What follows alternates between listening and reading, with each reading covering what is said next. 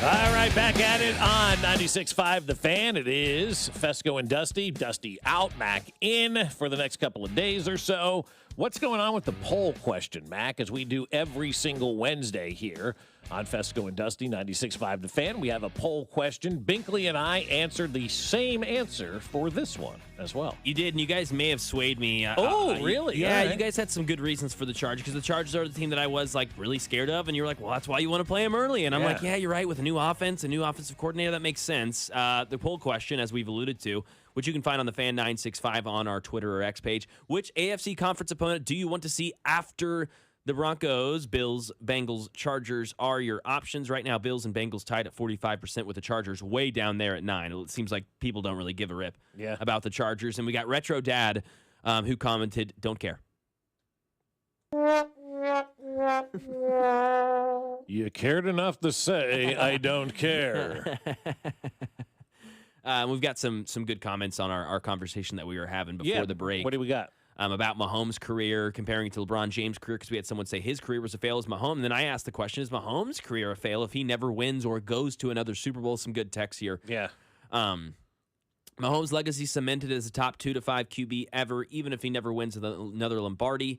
I don't know that to be the case, because 3 Lombardis is nice. It's not the 4th. The 4th is the game changer, I think, when it comes to Lombardis for the quarterback. I think that's the number that you have to look at. That's your Terry Bradshaws. That's your Joe Montanas. That's your Tom Brady's. There's not many in that category. Not that there's many in the 3 category, but I think if you get that 4th, I think that potentially cements you. And the reason I say he can't cement, I don't think anybody, frankly, can cement their legacy, because we don't know what's coming down the pike, right? When we saw Tom Brady winning all those championships, we thought, oh, this will never be touched. And we didn't know anything about Patrick Mahomes. Now, Brett did. He was talking about that guy.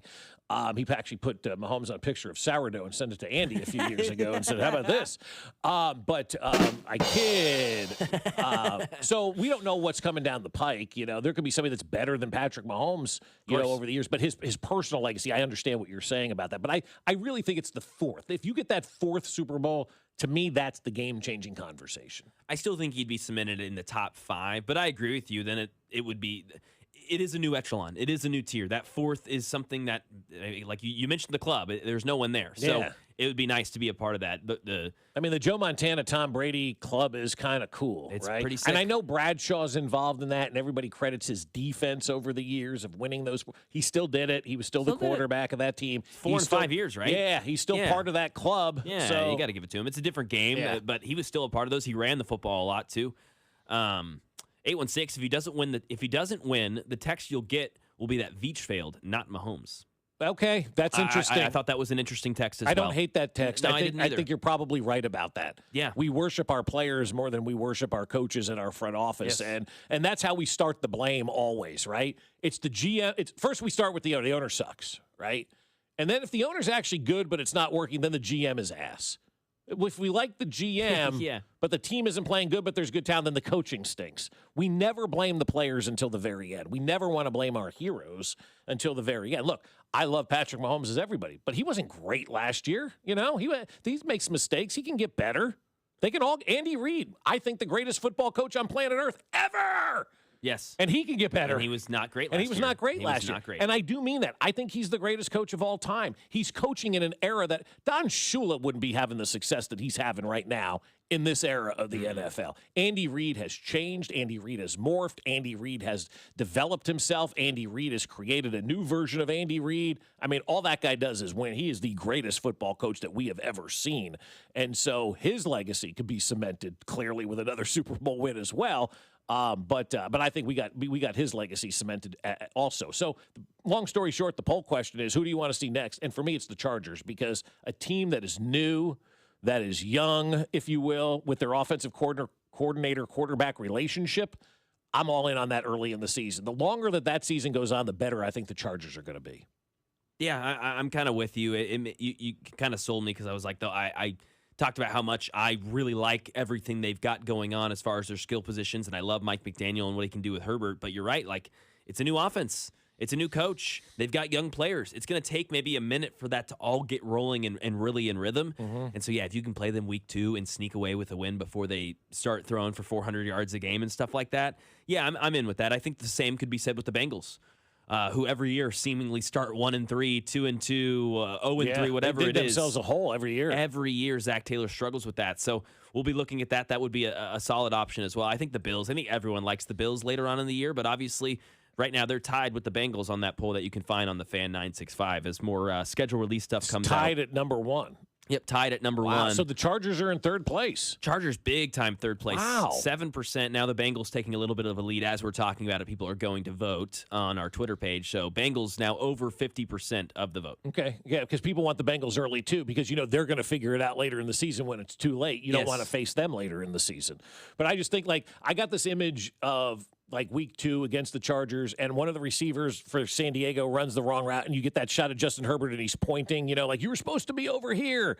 We're not going to get that later in the season. No. You're going to get that earlier in the season when they're learning that new offense and things are still fresh and new and everybody's not quite on the same page. And when you're not all on the same page and you're doing a little bit of thinking, you're not playing as fast. So give me the Chargers earlier in the season. What about the defensive line for the Chiefs, Bob? They're new as well. The whole defense is new. Defense is different. Defense is way different. Defense is different. At the end of the day, you just pin your ears back and you chase down the ball carrier and make a mess, right? That at the end of the day on defense, if you forgot what you were supposed to do, odds are if you go get the guy with the ball, you're going to do your job and it's going to be okay. Exactly. So that's why I don't worry about the defensive playbook as much as I worry about kind of a new offensive playbook for this team. But as we know yesterday, the Chiefs are going to open this thing now at home. It came out a little bit later in the day. It is official. It's an Arrowhead opening for the start of the season.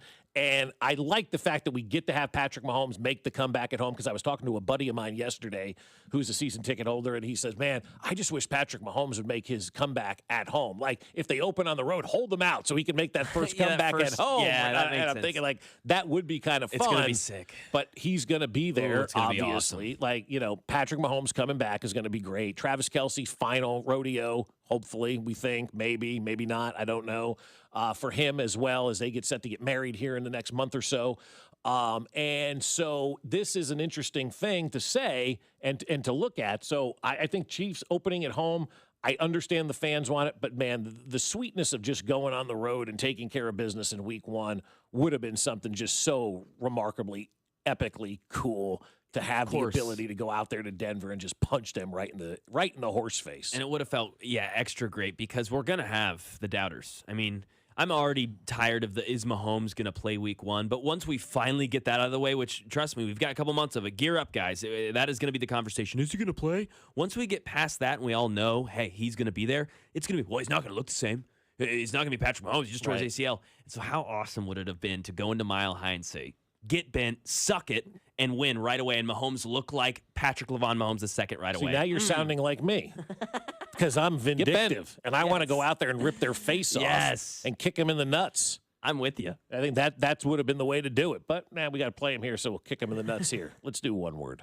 One word. First name is blank, and he goes on a cruise. He goes on a Caribbean cruise. Katie Holmes. No. Are you listening? What's your least favorite thing about working with yourself? Body odor. You get one word. On the count of 3, name your favorite dinosaur. 1, 2, 3. Velociraptor. This is one word on Fescoe and Dusty. 1, 2, 3. Oatmeal raisin.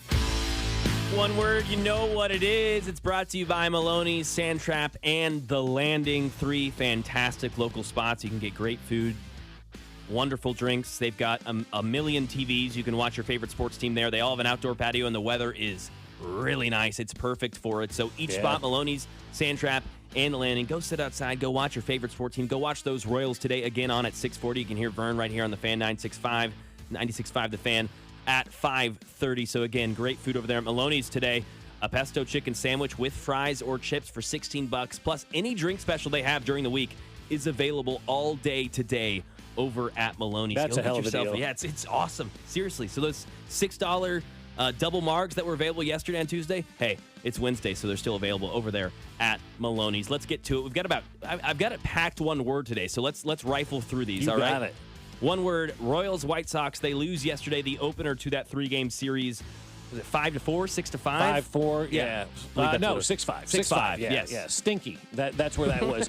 the BBL stinky, right? Stinky. You had an opportunity in this one, and you didn't take advantage of it. I don't like losing to the White Sox, not because they're a division rival, but because you're going to be competing with the Chicago White Sox for the next few years, because I think the White Sox and Royals are the two teams that are poised to kind of stay around in the American League Central. The White Sox have already taken advantage of you this year. They lead the series 3-2, so they've got that advantage right now. And it was stinky because the seventh inning is what really was stinky. You get your first two guys on, and then Carter and Cags are coming up, and they both whiff and strike out. Great learning moment for both of them. Obviously, a great learning moment. A great learning moment for both of them. But you'd like to see one of those guys come through in that moment, and then Glenn Allen Hill hits the home run in the bottom of the eighth inning to give the White Sox, that 6-5 win. Royals right now are on pace to be 73-89. Yeah, I don't like that. I will say that if you took the last 20 games, not the last 40, that would maybe be different. They have been trending upwards, but I'm with you. But they are what they are. You can't change your record. You can't change your record, and those first 20 games do matter, and they are somewhat indicative of what we saw and what we're continuing to see. So I'll go bounce back. You just need to win these next two. You do. I mean, you got to find a way to beat the White Sox because, like I said, they're going to be your competition in the division. I was listening to the Chicago side of the broadcast, and they said the goal now in baseball is to find a way to get 7 wins against every one of your divisional teams. That's how you kind of secure yourself a postseason opportunity. 7 wins against every single team in your division. And I thought that was kind of interesting to think about. But, the Royals now, they're getting close to not being able to get those 7 wins against the Chicago White Sox. And so the Chicago White Sox, they're not last year or the year before Chicago White Sox anymore. It's a good baseball team over there. UMKC returning to Municipal, one word. Cool. There's so many cool superlatives to use for this, but this is the right way to do it. I love the fact that they're going down there and they're playing at Municipal Auditorium, the most historic, arena this side of Madison Square Garden. It's hosted more NCAA tournament games and Final Fours than anything. This is going to be fun. This is a great move by Doc Martin over there at UMKC, Coach Turge, all these folks that are saying, we're going into the city, we're playing to where the people are, we're going to pack this place, and we're going to have fun. And if they win, you mark my words, it will be a fun place to be. Yeah, how about this? Disney has acquired the Banana Bowl. Starting this fall, Disney Plus will be the U.S. home of the Banana Ball League's season championship. They announced that yesterday, and it will stream in October. One word. Money. That was mine, too. Big money. I mean, they're getting 102,000 people at these games, right? Selling out football stadiums. Right. I don't know if you saw what happened yesterday. One of their players is now on Dancing with the Stars. Oh, okay. Yeah. Damn, so you're having expanding. that. Yeah. It's really good. You're having that cultural crossover. Are people still doubting the Savannah Bananas? And what I mean by doubting them, it's not baseball. You're right. It's not. It's fun. Yep. It's a different thing. Yeah. It's okay. Yeah, Jackson Olsen will be on season 35 of ABC's Dancing with the Stars. He's the big star. He's very good looking, yes. Yeah, he's great at TikToks, and yes, the ladies love him. I like this. Minor league baseball team, the Louisville Bats. They're hosting a nothing night. I think we've talked about something like this before. It's basically baseball in its purest form. No ads, no music, no videos, no on-field promotions. One word. Nothing. No, I like it. It's fun. It's minor league baseball. You should do stuff like that. Now that they charge nothing to get into. Yeah, that's exactly what I'd say. How cool would that be? How nothing is it? Right? Well, we're not going to that far. Not nothing. You got to pay for your parking and for exactly. your beers and all that stuff, but we're not going to entertain you during the game. I wonder if fans like that. Yeah, I don't know. I think for one time it would be nice. Yeah. I think it'd be calming, would be my word. To me, it reminds me of when they do games without broadcasters, and you think that's going to be great, and then you're 2 minutes in, and you're like, all right, wait, this is weird. Yeah. Yes, 100%. No, when people complain about the play-by-play or something, I just then mute it and see how it feels. Right, exactly. I guarantee you won't like it. What about this for an invention? An AI feature where you can determine who calls your games, but you can't do like live announcers. You can go back historically. And so if you're watching a game, you're like, you know what? I want Madden and Summerall to call this one.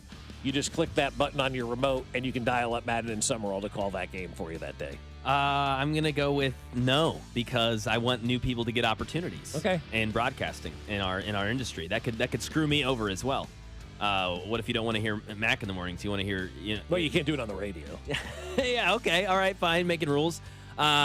First 2 shows of the season are set for college football. Week 1, you've got Clemson at LSU, and then Ohio State at Texas over there. Week 2, one word. Awesome. That's great. The first weekend of the season kind of stinks. They have 2 games on like the day before Labor Day, that Sunday, and they're both on at the same time on different networks. Why are we doing that? That's a great question. Why are we putting 2 college football? The only 2 games of the day are both on at 6:30 on that Sunday or Monday of Labor Day weekend. Like, why are we doing that? Spread those games out. Give people the opportunity to watch both of them. Yep. People are going to be wanting their football fix that weekend. I know I will be. Yeah. It'll be a 2 TV night, that's for sure. Okay, how about this? I have a lot more 2 TV nights if this actually happened. Portland Trail Blazers owner Tom Dundon could move the franchise to another state. Frustrations are growing over there as the politicians aren't taking the relocation threat seriously. Adam Silver hasn't done his part. One word on Portland to KC. No. Come on. Because I don't think it would be good. I really don't. Because you're not going down there in February on a Tuesday to watch a 19-32 basketball team. I mean, I am. The city isn't. We are tapped when it comes to our sports teams from a financial stability standpoint. Well, what about UMKC and Municipal? You're talking about packing that out. It's a college team. It's 20 games max a year. You don't need the corporate support. You don't have the billion-dollar salaries. That's fair. You don't have all of that money that you need to spend. And I'll be honest with you, we have one Fortune 500 company in this city. Who's paying the freight on all of this? I mean, you're eventually going to have to sell those courtside seats. You're going to eventually have to sell the suites. I mean, we got 2 new stadiums opening for our teams that have been here forever and a day. I need those 2 things to be very successful. I don't care about the NBA. I would say the same thing about hockey, though, too. I just don't think we're at a time and a place where we need to be adding teams, especially with the 2 new stadiums coming on. We need to make sure that those are very successful, and people only have a certain amount of ancillary income to spend. We don't have the corporate support in this town for it, so I'm out. Buzzkill, I would say awesome. This would be fantastic. I think people would go. I think it'd be really fun, and I think even if you've got a bad basketball team, I think that's better than more games. I mean, a bad NHL or a bad baseball team means 80 games. I mean, a bad basketball team means 40. Yeah, I don't know. I think we like basketball here in Kansas, and I think we deserve an NBA team. Yeah, I'm totally against it. And we have the owner. Yeah, well, I don't know. Is he a Kansas City guy? Does he have ties here? No, I'm just saying in this hypothetical, moving to Kansas City, you've got the owner. Who? Tom Dundon. No, but what's his ties? Where does he come from? Because there is a place that he comes from. I'm like, he's moving the team there. Well, he's, I don't know where he's from. I have to see. I don't know. Alma Mater, Southern Methodist. He's from New York. He's from New York? Yeah. So, I mean, there was some connection with this guy, though. He owns something else, maybe. He's brought up multiple cities as possibility. He's threatened, I can't remember. He threatened one that was like He just bought the team last week. Yeah, he's seriously like it's a new venture for this guy. Yeah, and he's already threatening. He will not hesitate to move the franchise to Nashville, Austin, or Kalamazoo. Kalamazoo. I've never. Michigan looks really pretty. That's maybe he's a Michigan guy. Yeah, maybe he looks really nice. You've never heard of Kalamazoo, nope, Michigan? Never. 73,000 population. Come on. No. An NBA team, no. We're not doing that. Come on. Come to Kansas City. I'm out. Not interested. Don't think we're ready for it. Don't think we could support it. Don't think it would be good. And I don't want that guy who bought a team a week ago and is already threatening to move. How do you know even the landscape of what's going on up there? Like, seriously, you just bought this team and you're already threatening to move? You want somebody like that? We're dealing with that? I don't. I'm going to move if I don't get what I want. Sir, you just bought the team yesterday. I'm moving.